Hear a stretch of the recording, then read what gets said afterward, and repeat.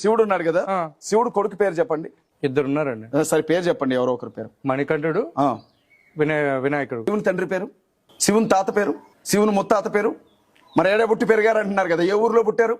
ఏ వంశానికి సంబంధించిన వాళ్ళు? మీరు ఏ ఊర్లో పుట్టారు? ఏ వంశానికి సంబంధించిన వాళ్ళు? ఏ గోత్రం వాళ్ళది? ఎన్నేళ్లు బతికారు?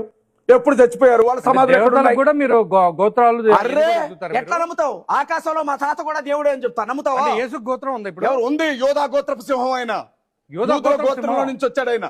యేసుకు గోత్రం ఉంది, యోధా గోత్రపు సింహం. అరే గొడ్డు మాసం ముద్దు బిడ్డ, నీ పిల్లల్ని స్కూల్కి పంపించి ఒక మాస్టర్ దగ్గర చదువు చెప్పిస్తున్నావంటే ఆ గురువే నీ పిల్లలకి దేవుడు. లేకపోతే నువ్వే చెప్పి నీ ఇంట్లో నువ్వు పెట్టుకోవచ్చు కదా, పెట్టలేవు కదా, ఒక గురువు కావాలి కదా. అప్పుడు ఆ గురువే పిల్లలకి దేవుడు. అలాగే మాట వరుసకి మన తల్లిదండ్రి ఆ దేవుడిచ్చిన గొప్ప వరంరా నువ్వు మాకు అంటారు.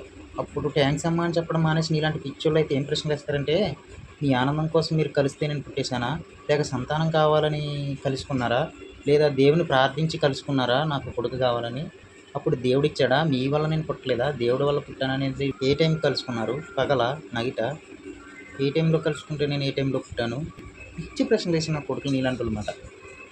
నువ్వు అడిగిన ప్రశ్నలే కరెక్ట్ అనుకుందాం. ఆకాశంలో మా తాత కూడా దేవుడు అని చెప్తాను, నమ్ముతారా అంటున్నావు. నమ్ముదాం, సరే. ఏ కలయిక లేకుండా, ఒక భర్త లేకుండా దేవుడు పుట్టాడని చెప్పి మీరంత వేలాది మందిని నమ్మేస్తున్నప్పుడు, ఇప్పుడు భూమి పుట్టిన కానించి ఉన్న నిజాలు చెప్తున్నప్పుడు నమ్మడానికి నీకు అంత నొప్పి ఏంటి రాపిచ్చోడా? కలయిక లేదు, భర్త లేడు, ఒక దేవుడు పుట్టేశాడు, ఆయనే సృష్టికర్త. మళ్ళీ ఆయన సృష్టించిన జంతువులతో పోలుస్తున్న సింహం అని, అది నమ్మొచ్చా? భూమి పుట్టినప్పుడు పుట్టాడు అని ఇవన్నీ గ్రంథాలు చెప్పింది నువ్వు నమ్మడానికి నీకు నొప్ప? ఎందుకంటే అంత పిచ్చి నీకు?